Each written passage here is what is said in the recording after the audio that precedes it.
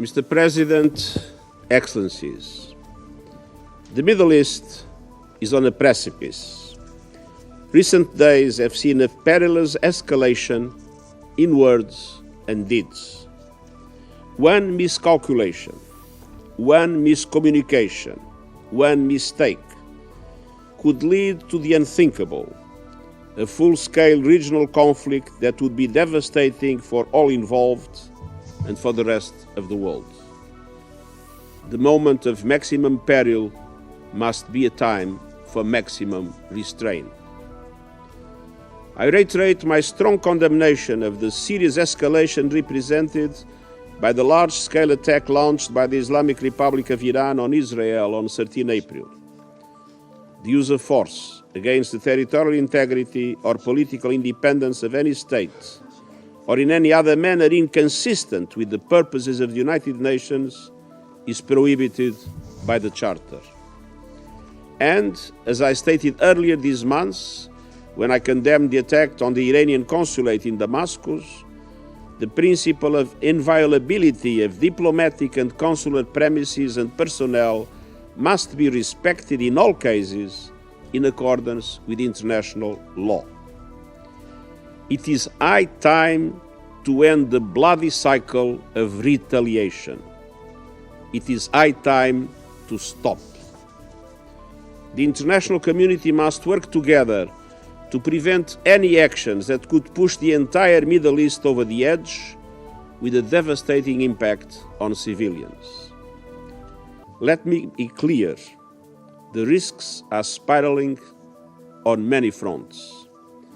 We have a shared responsibility to address those risks and pull the region back from the precipice. The way to do so is by advancing comprehensive diplomatic action for de-escalation in the Middle East. Mr. President, it starts with Gaza. Ending the hostilities in Gaza would significantly diffuse tensions across the region. I reiterate my calls for an immediate humanitarian ceasefire and the immediate release of all hostages held in Gaza.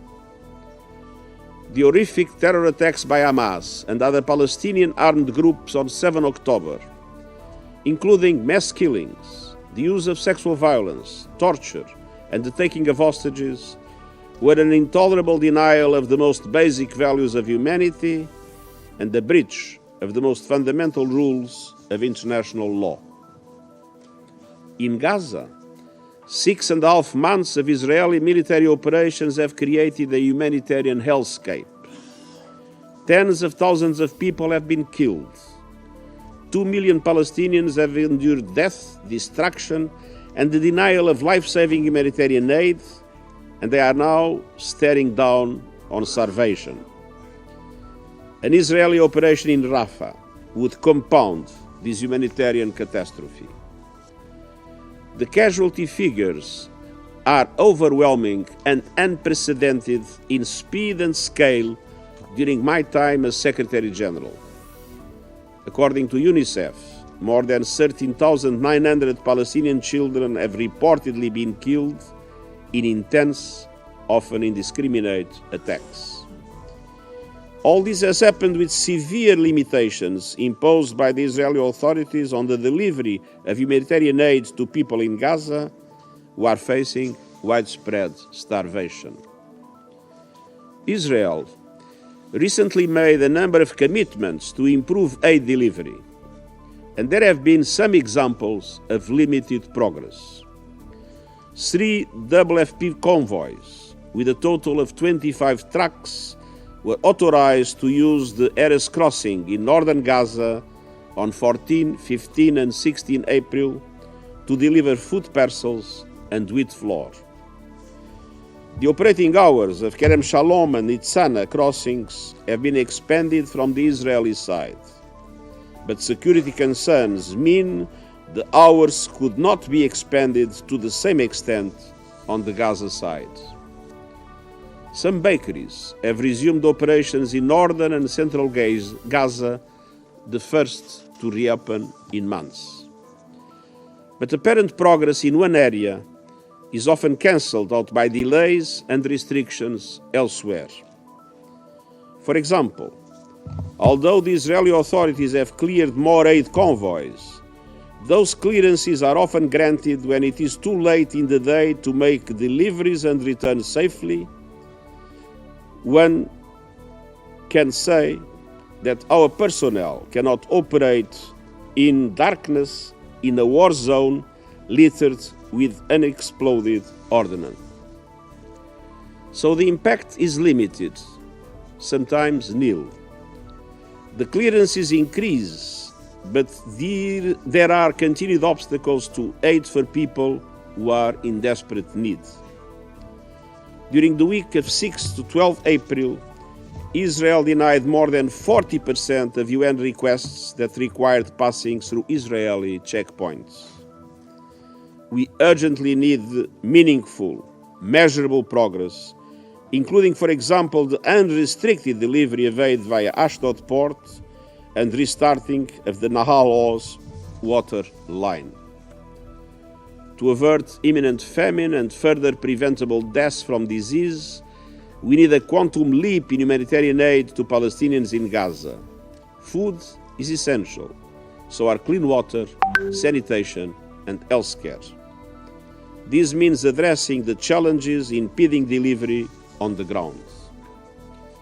Humanitarian agencies, led by UNRWA, which is the backbone of our operations, must be able to move food and other supplies safely and via all possible routes and crossings into and throughout every part of Gaza.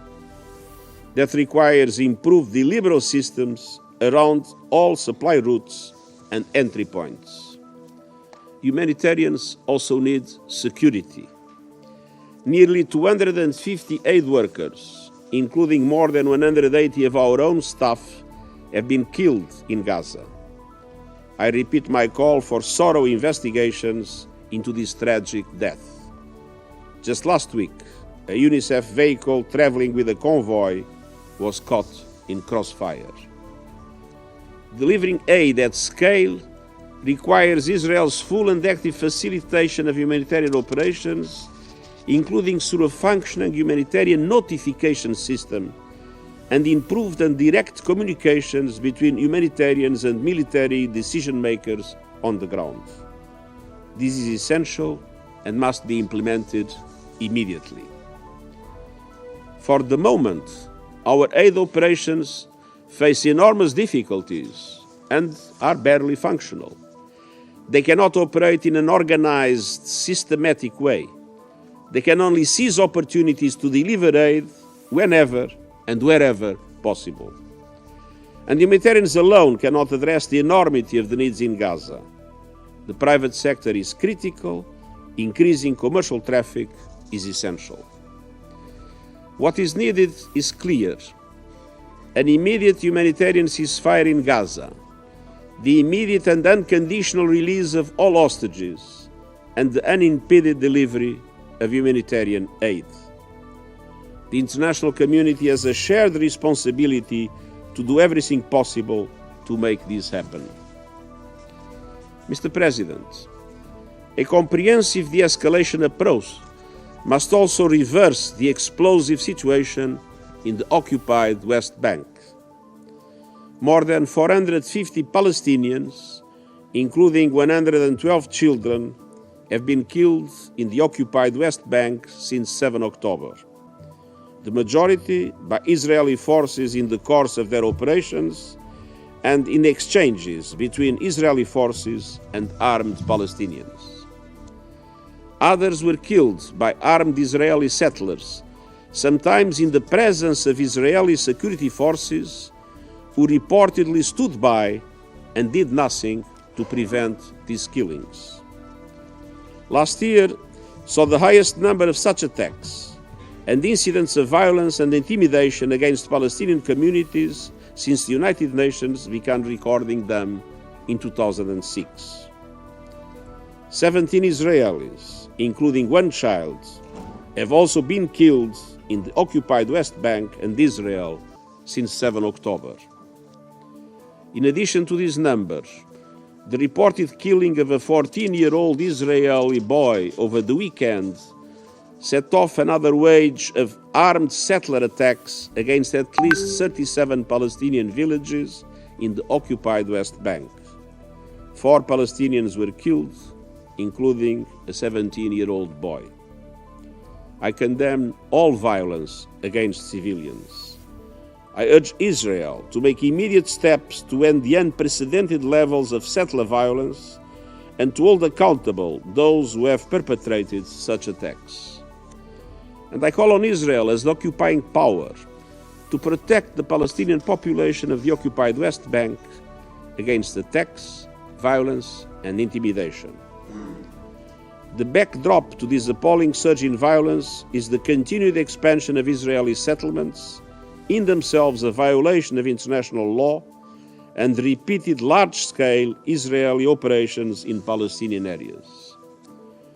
Declarations that areas now constitute Israeli state land, together with legal decisions that strengthen settlements and potentially increase demolitions and evictions, risk undermining the contiguity of a future Palestinian state and, in I hope, to a generation of Palestinians.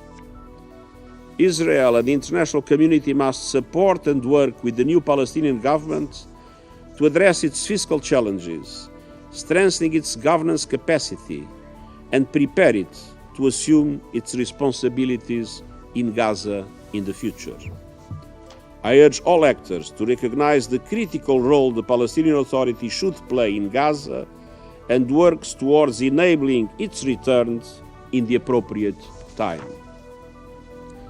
Mr. President, the ultimate goal remains a two-state solution, Israel and Palestine living side by side in peace and security, with Jerusalem as the capital of both states on the basis of UN resolutions, international law, and previous agreements.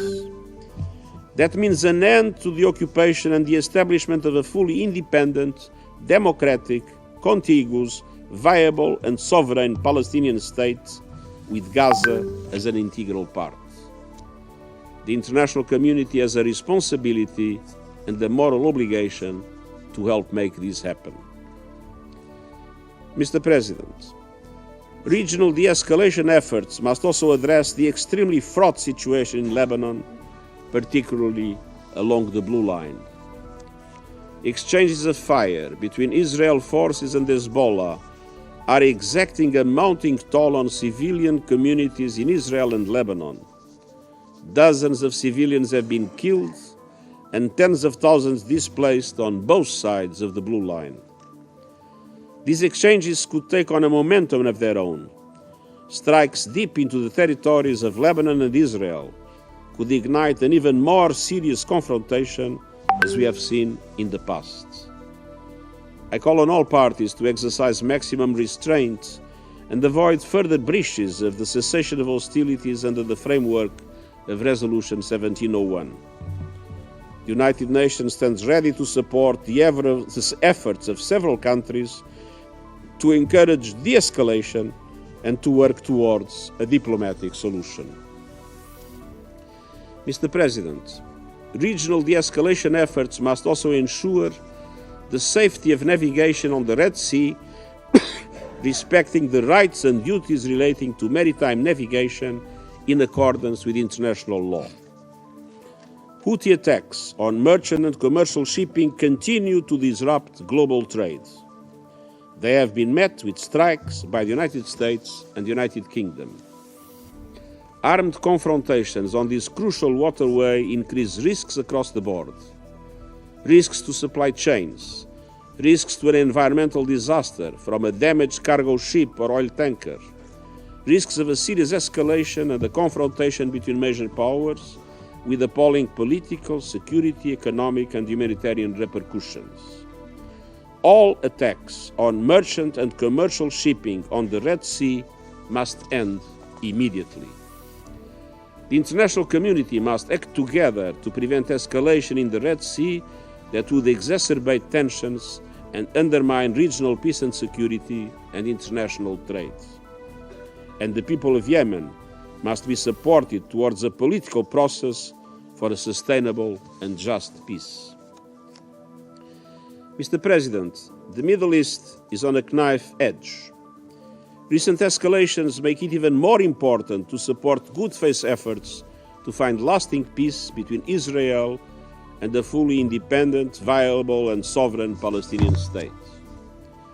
Failure to make progress towards a two-state solution will only increase volatility and risk for hundreds of millions of people across the region who will continue to live under the constant threat of violence.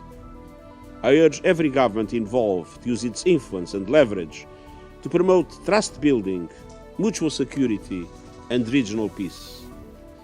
We have a shared moral obligation to advance a comprehensive Middle East de-escalation effort in order to reduce risks, increase stability, and pave the way towards peace and prosperity for the countries and people of the region and beyond. Thank you.